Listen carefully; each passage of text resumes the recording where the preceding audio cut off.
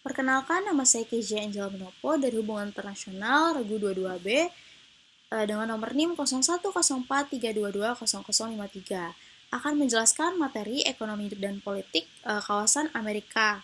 Dan di sini week 1 dan kedua saya mendapatkan bacaan tentang Political Economic Framework of the State bahwa dengan adanya ekonomi dan politik negara saling bergantung. Terdapat juga tabel yang dibagikan, di dalamnya ada subjek manusia atau sosial, makanya dilihat dari perspektif ekonomi, kemudian ini ada interaksi politik dan ekonomi sendiri untuk membentuk kondisi sosial manusia. Kemudian terdapat dua independen variabel yang berkaitan dengan politik ekonomi dan politik sosial. Saling berkaitan juga antara politik ekonomi, institusi politik, environment politik, dan sistem politik. Tabel tersebut juga terdapat aktor di dalamnya, contohnya seperti Partai Gerindra, ada juga struktur, contohnya seperti budaya, hukum, dan undang-undang. Di sini aktor dan struktur itu saling men-shape, adanya driver variable, apa, kenapa, dan mengapa, dan tren seperti buka-bukaan dosa politik.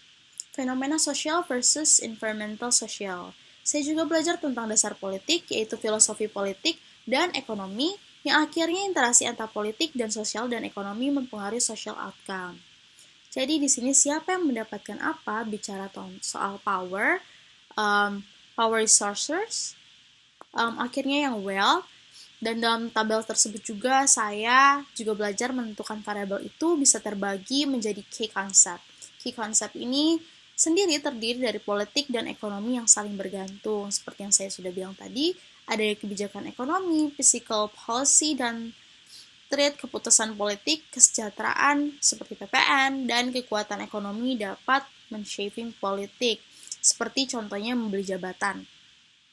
Peran dari institusi dan sistem hukum dalam mengorganisasi dan meregulasi behavior ekonomi sendiri, serta hukum mengatur perilaku ekonomi. Terdapat juga struktur non-society, jadi tidak imbang. Dan di sini sebenarnya peran pemerintah sendiri untuk melayani masyarakat. Dan adanya global politik ekonomi, interaksi antara negara dengan market global seperti China dan Amerika sering ribut karena Amerika ini yakin pada free trade yang atau bersaing. Fokus terhadap perdagangan merupakan interaksi negara dan pasar. Jadi ada global governance, di sini seluruh komponen dunia harus aktif berpartisipasi. Kemudian saya juga belajar untuk fokus produksi bisa terjadi barang dan jasa serta labor dan capital. Menurut Marxisme tidak adil apabila rakyat hanya diperas untuk mendapat gaji. Jadi menurut Marxisme ini perusahaan mengeksploitasi profit. Pada week 1 dan 2 juga saya belajar tentang national difference in political economy. Jadi ekonomi politik itu pada suatu negara mengacu pada sistem politik, ekonomi, dan hukum yang saling bergantung. Mereka ini saling berinteraksi dan saling mempengaruhi. Dalam hal ini mempengaruhi tingkat kesejahteraan ekonomi suatu negara. Sistem politik sendiri mengacu pada sistem pemerintahan di suatu negara yang dapat dinilai berdasarkan sejauh mana negara tersebut menekankan kolektivisme dibandingkan individualisme dan tingkat demokrasi atau totaliter suatu negara. Kolektivisme sendiri menekankan tujuan kolektif terutama dibandingkan tujuan individu. Terdapat filsuf juga Yunani yaitu Plato. Pada saat ini kolektivisme disamakan dengan sosialis, dalam kurung Karl Marx sendiri juga. Di sini kolektivisme juga mendukung kepemilikan negara atas alat-alat dasar produksi, distribusi, dan pertukaran. Dan di sini juga berusaha memberikan manfaat kepada masyarakat secara luas, bukan hanya kepada kapitalis perorangan. Pada PPT juga tadi dibagikan bahwa terdapat sosialisme modern, dan pada abad ke-20 sosialisme ini terpecah menjadi komunisme.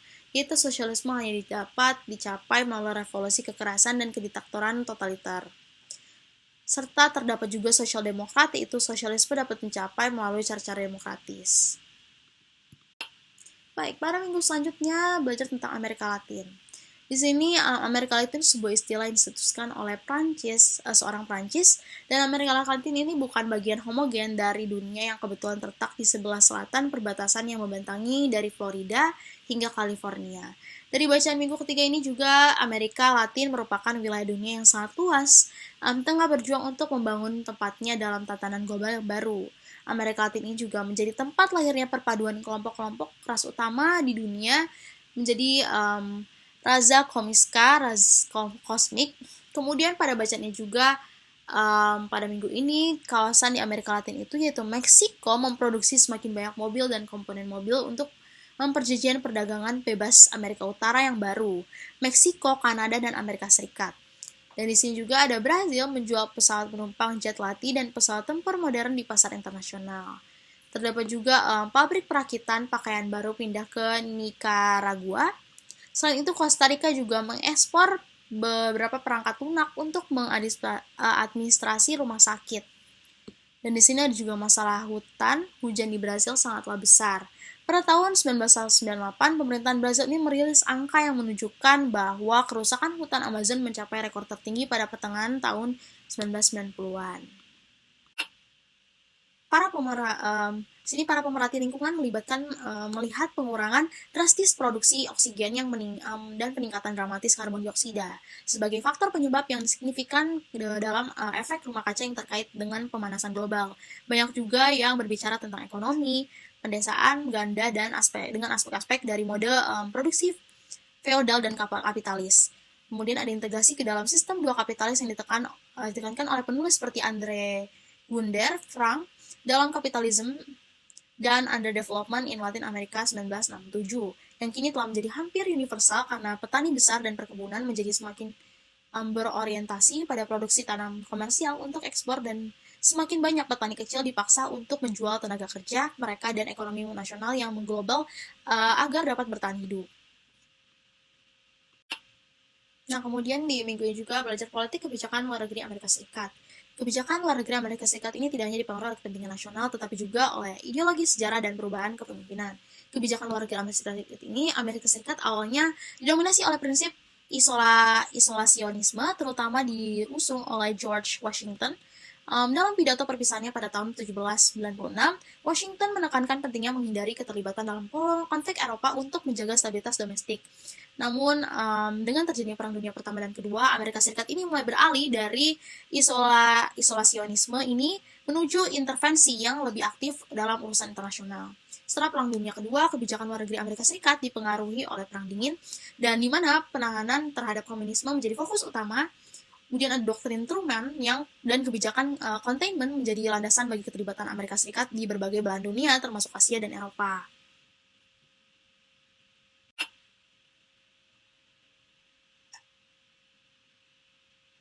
Kebijakan luar negeri Amerika Serikat juga seringkali dipengaruhi oleh kepentingan nasional yang lebih luas, misalnya keterlibatan Amerika Serikat di Timur Tengah, seringkali didorong oleh kebutuhan untuk menjaga stabilitas regional, serta melindungi kepentingan ekonomi dan keamanan nasional. Ada juga perjanjian Abraham yang ditandatangani di bawah pemerintahan Trump, menunjukkan bagaimana kebijakan luar negeri dapat digunakan untuk memperkuat posisi strategis Amerika Serikat di kawasan tertentu. Politik kebijakan luar negeri Amerika Serikat juga merupakan refleksi dari dinamika internal dan eksternal yang kompleks. Dari isolasionisme ini juga awal hingga multilateralisme modern dan unilateralisme. Setiap periode ini kepemimpinan telah memberikan warna tersendiri terhadap bagaimana Amerika Serikat ini berinteraksi dengan dunia. Saat ini juga tantangan baru seperti kebangkitan China dan isu-isu global lainnya akan terus membentuk arah kebijakan luar negeri Amerika Serikat di masa depan. Ya, pada minggu selanjutnya belajar tentang The Other Americans. Di sini bacaannya yaitu benua Amerika terdapat istilah US citizen, weird atau Western educated industrialist, rich and democratic. Pada Latin Amerika, mereka merupakan Amerika tetapi bukan Amerika. Ada juga Venezuela dan negara-negara lain yang memiliki hubungan yang rumit dengan Amerika Serikat. Ini termasuk negara yang warga negaranya mungkin tidak secara terbuka mengidentifikasi diri sebagai warga Amerika karena kondisi politik dan ekonomi atau di mana pemerintah mereka tidak mengakui mereka sebagai warga negara Amerika. Kemudian yang saya dapatkan bahwa Venezuela di bawah kepemimpinan Nicolas Maduro menghadirkan kasus yang unik. Negara tersebut telah terlibat dalam krisis politik yang ditandai dengan tuduhan kecurangan pemilu, pelanggaran hak asasi manusia dan salah urus ekonomi. Pemerintahan Amerika Serikat sendiri tidak mengakui kepresidenan Maduro, menganggap sebagai pemimpin yang tidak sah setelah pemilihan umum yang disengketakan pada tahun 2023. Sikap politik ini juga telah menyebabkan hubungan yang tegang antara kedua negara. Amerika Serikat menjatuhkan sanksi kepada Venezuela dan para pejabatnya. Situasi ini menggarisbawahi tantangan yang dihadapi oleh mereka ini berada di persimpangan identitas nasional dan politik internasional, khususnya dalam rezim yang menolak pengaruh atau pangkuan eksternal. Kemudian, pada minggu ini juga belajar tentang presidential power, presiden sebagai pemimpin demokratis, satu-satunya pemimpin tertinggi di negara Amerika dipilih oleh rakyat. Memiliki kuasa untuk mengeluarkan peraturan presidensial. Legislative power dapat membatalkan veto, presiden memberikan laporan pertanggungjawaban, memberikan rekomendasi pada para kongres dalam masalah hukum, presiden dapat menunjukkan hakim yang tidak boleh diganti. Presiden juga mempunyai hak serta menunjukkan duta besar. Presiden dapat dilawan dengan tentang dalam hal kebijakannya. Presiden ini memiliki kuasa untuk membuktikan bahwa kekuasaan presiden itu expand. Presiden Amerika Serikat memiliki kuasa yang luas dalam bidang politik dan ekonomi. Meskipun tetap dibasahi oleh sistem checks and balances, peran dan kekuatan konstitusional, presiden memiliki banyak peran yang berbeda atau memegang banyak jabatan yang berbeda, yang memberinya kemampuan untuk menjalankan kekuasaan yang cukup besar. Peran yang paling penting meliputi yaitu panglima tertinggi, kepala diplomat, kepala administrator, kepala negara, kepala legislator suara rakyat, kepala pejabat yudisial. Peran-peran ini berawal pada pasal kedua Konstitusi Amerika Serikat yang telah berkembang sepanjang sejarah Amerika Serikat melalui amandemen konstitusi, legislasi, putusan peradilan, dan perubahan adat istiadat.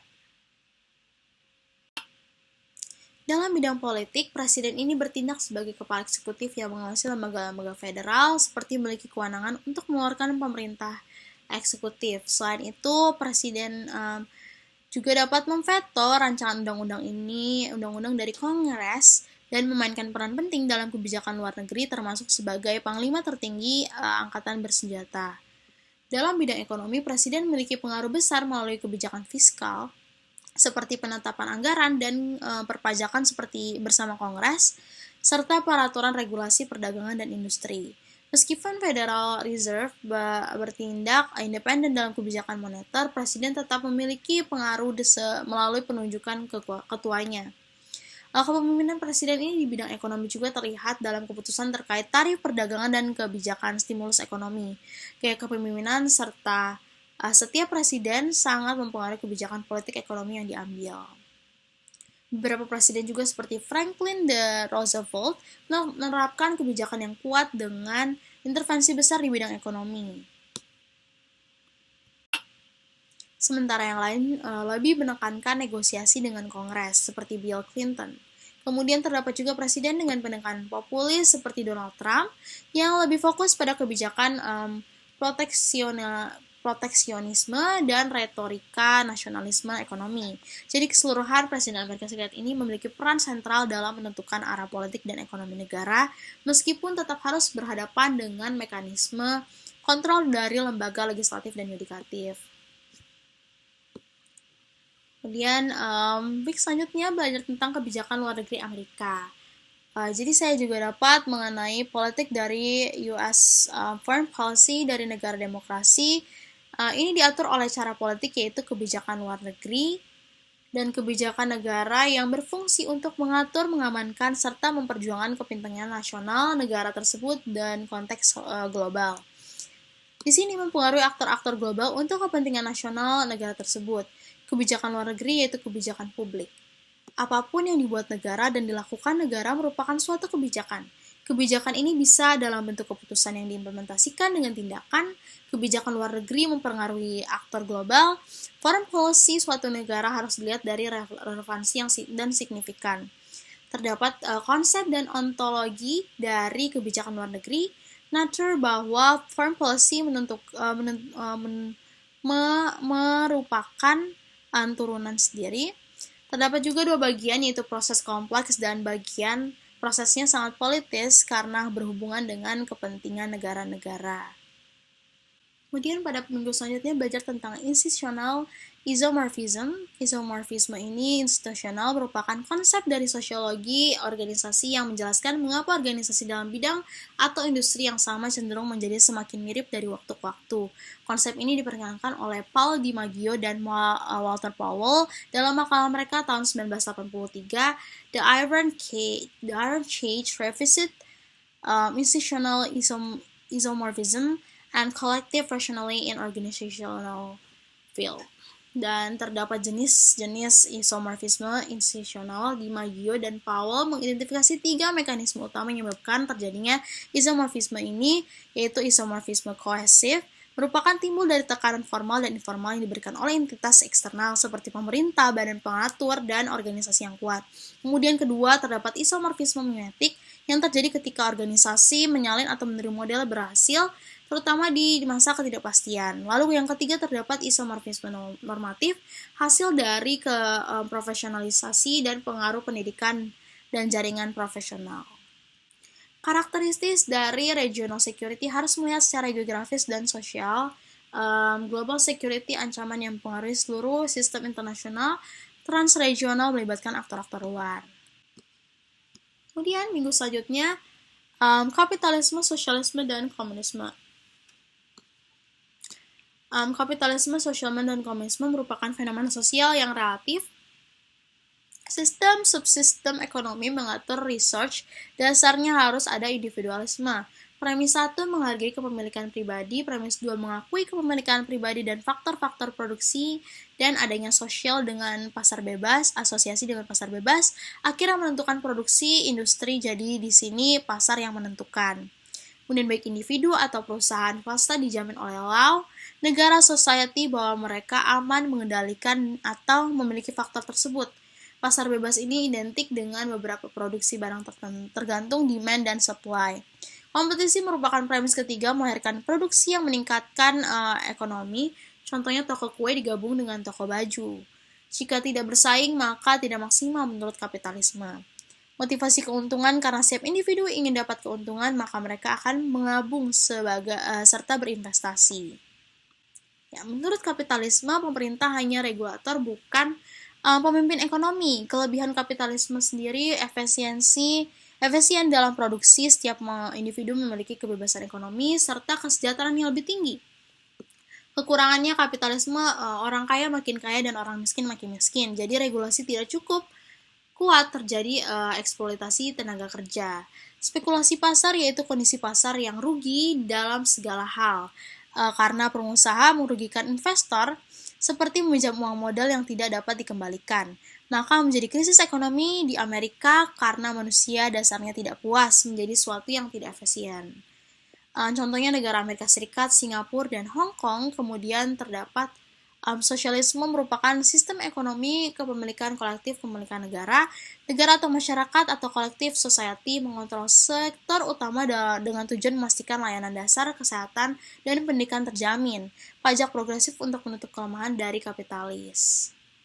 Menurut sosialisme, negara ikut mengatur dalam pasar, kelebihannya mengurangi ketimpangan sosial serta ekonomi, layanan politik terjangkau, serta stabilitas ekonomi tinggi. Kekurangannya itu kurang intensif untuk inovasi karena kepentingan dibatasi oleh negara, birokrasi tinggi dan kurangnya kompetisi, serta pajak yang tinggi. Contohnya negara Swedia, Norwegia, Denmark, demokratis, serta Kuba juga banyak kontrol dari negara. Semua alat produksi dikuasai negara, kepentingan bersama. Pemerintah ini menentukan produksi dan distribusi dan harga barang jasa. Semua masyarakat memiliki hak serta status ekonomi yang sama dan kekayaan. Komunisme juga merupakan sistem ekonomi dan politik yang menghapus kepemilikan pribadi dan menggantinya menjadi kepemilikan bersama seluruh alat produksi oleh masyarakat melalui kontrol negara. Ciri-ciri semua alat produksi dikuasai negara untuk kepentingan bersama. Kemudian di sini juga belajar tentang kapitalis, sosialisme, dan komunisme. Di sini kapitalisme, sosialisme, dan komunisme adalah tiga sistem ekonomi utama yang memiliki peran mendasar yang mengelola sumber daya dan kepemilikan produksi. Seperti yang tadi sudah dijelaskan. Kemudian sini saya akan jelaskan ekonomi politik negara Venezuela. Venezuela merupakan negara yang sangat kaya dalam faktor industri, dalam faktor produksi, land, labor, dan kapital. Nilai finansial yang masuk di Venezuela ini tidak dikelola dengan cara yang efisien. Venezuela merupakan negara yang otoriter, semua faktor produksi dikuasai oleh negara, didukung oleh oligarki yang mendukung Maduro sendiri. Menggunakan minyak untuk kepentingan negara sendiri, Venezuela juga jual ke rakyat lebih murah, jadi tidak dapat keuntungan. Venezuela ini hidup bergantung dari kekayaan alam dan pemerintahannya yang korupsi. Pemimpin korup, rakyat tidak rajin sehingga tidak meningkatkan nilai tambah. Venezuela seharusnya memperbaiki ketika ada investor masuk uang harusnya digunakan sebaik mungkin, jangan dikorup. Kedua, ada confidence level, dan ketiga, bagaimana research digunakan sebaik mungkin. Lebih banyak impor daripada ekspor, lebih banyak pengeluaran daripada pemasukan. Venezuela ini memutuskan kerjasama dengan negara-negara yang memiliki ekonomi sentral. Negara itu hadir untuk mengatur research, untuk menghadirkan negara yang berkualitas. Jadi negara Venezuela ini termasuk negara fasisme. Baik, sekian dari penjelasan saya mengenai pembelajaran ekonomi dan politik kawasan Amerika. Terima kasih.